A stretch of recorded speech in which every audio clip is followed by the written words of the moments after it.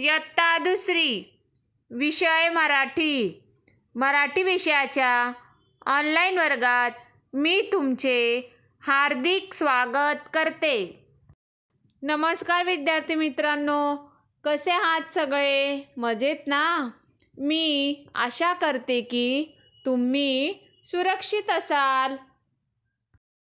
चला तर मग आता आपण मराठी विषयाच्या तासाला सुरुवात करूया. विद्यार्थी मित्रांनो, आपण अगोदरच्या तासाला काही स्वरचिन्हांचा अभ्यास केलेला आहे. ती स्वरचिन्हे कोणती हे आपण थोडक्यात समजून घेऊया.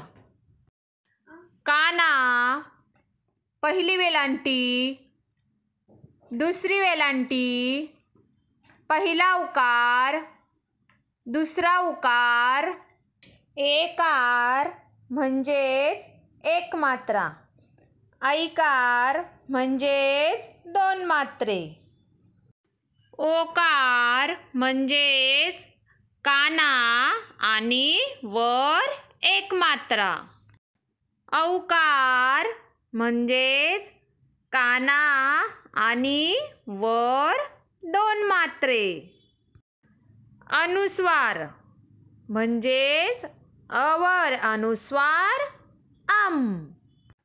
तर मुलांनो, आपण काही स्वरचिन्हांचा अशा प्रकारे अभ्यास करून घेतलेला आहे. तर आता आपण यापुढील स्वरचिन्हाचा अभ्यास पाठ क्रमांक 14 यामधून करणार आहोत. पाठ क्रमांक 14. अला विसर्ग आहा कार म्हणजेच अला विसर्ग बरोबर आहा. तर मुलांनो, आता आपण पाठात आलेल्या अला विसर्ग आहा, आकार, अकार हे स्वरचिन्हे आपल्याला या पाठात दिसून येत आहे.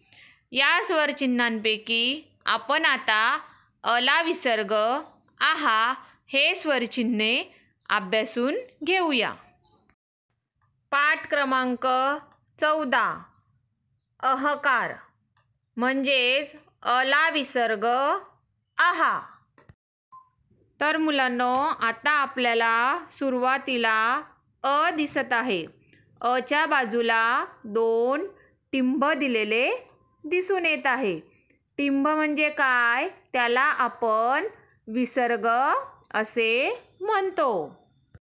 अला विसर्ग आहा.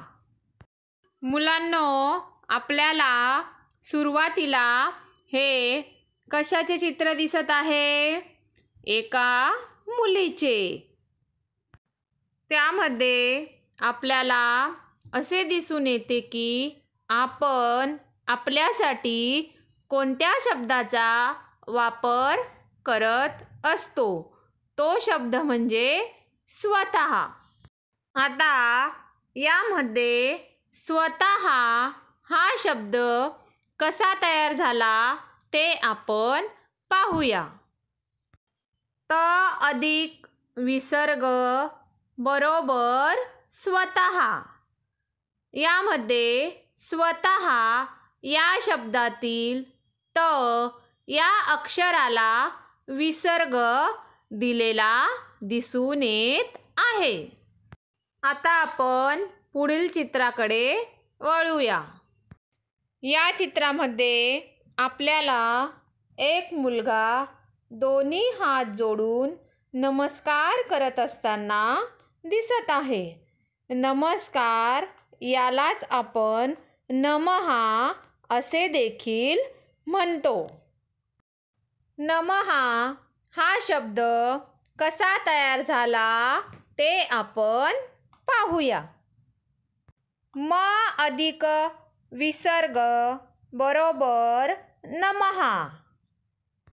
यामध्ये आपल्याला असे दिसून येते की नमहा या शब्दातील म या अक्षराला विसर्ग देण्यात आलेला आहे हे आपल्याला दिसून येत आहे. आता आपण अहकाराचे अजून काही शब्द पाहूया. अंतःकरण या शब्दातील त या अक्षराला विसर्ग देण्यात आलेला आहे. म्हणजेच त अधिक विसर्ग बरोबर तहा. यापुढील शब्द आहे शतः. म्हणजेच या शब्दातील श या अक्षराला विसर्ग देण्यात आलेला आहे. श अधिक विसर्ग बरोबर शहा. यापुढील शब्द आहे अंतःकरण. या शब्दातील त या अक्षराला विसर्ग देण्यात आलेला आहे. म्हणजेच त अधिक विसर्ग बरोबर तहा. यापुढील शब्द आहे अध्यपतन. या शब्दातील ध या अक्षराला विसर्ग देण्यात आलेला आहे. म्हणजेच ध अधिक विसर्ग बरोबर धा. यापुढील शब्द आहे विशेषतः. म्हणजेच विशेषतः या शब्दातील त या अक्षराला विसर्ग देण्यात आलेला आहे. त अधिक विसर्ग बरोबर तहा. मुलांनो, आता आपण पाठ क्रमांक 14 यामधील ॲकार हे स्वरचिन्ह अभ्यासणार आहोत. ॲकार. ॲकार म्हणजे आपल्याला अ वर अर्धा चंद्र द्यायचा आहे. हे आपल्याला दिलेल्या चौकटीत दिसून येत आहे. ज्या अक्षरावर अर्धा चंद्र दिला जातो त्या अक्षराला ॲकाराचे स्वरचिन्ह असे म्हणतात. या चित्रात आपल्याला एक बॅट दिसून येत आहे. बॅट या शब्दातील ब या अक्षरावर अर्धा चंद्र म्हणजेच ॲकार हे स्वरचिन्ह देण्यात आलेले आहे. म्हणजेच ब अधिक अर्धा चंद्र बरोबर बॅट. यापुढील चित्र आहे रॅकेट. रॅकेट या शब्दातील र या अक्षराला अर्धा चंद्र म्हणजेच ॲकार हे स्वरचिन्ह देण्यात आलेले आहे. म्हणजेच र अधिक अर्धा चंद्र बरोबर रॅकेट. मुलांनो, आता आपण ॲकार याचे काही नवीन शब्द बघूया. कॅमेरा या शब्दातील क या अक्षराला अर्धा चंद्र म्हणजेच ॲकार हे स्वरचिन्ह देण्यात आलेले आहे. क अधिक अर्धा चंद्र बरोबर कॅ. यापुढील शब्द आहे बॅग.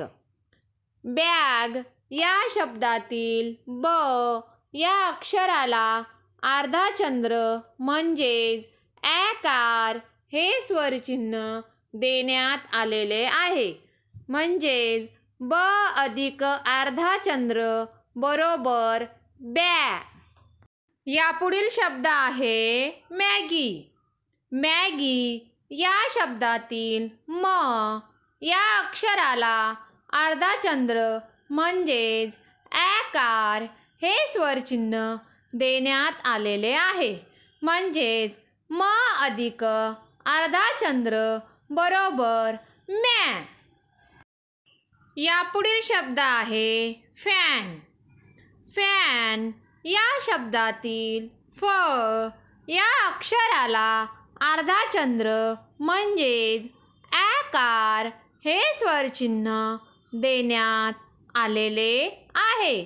म्हणजेच फ अधिक अर्धाचंद्र बरोबर फॅ. यापुढील शब्द आहे हॅट. हॅट या शब्दातील ह या अक्षराला अर्धाचंद्र म्हणजेच ॲकार हे स्वरचिन्ह देण्यात आलेले आहे. म्हणजेच ह अधिक अर्धाचंद्र बरोबर हॅ. यापुढील शब्द आहे कॅबेज. कॅबेज या शब्दातील क या अक्षराला अर्धाचंद्र म्हणजेच ॲकार हे स्वरचिन्ह देण्यात आलेले आहे.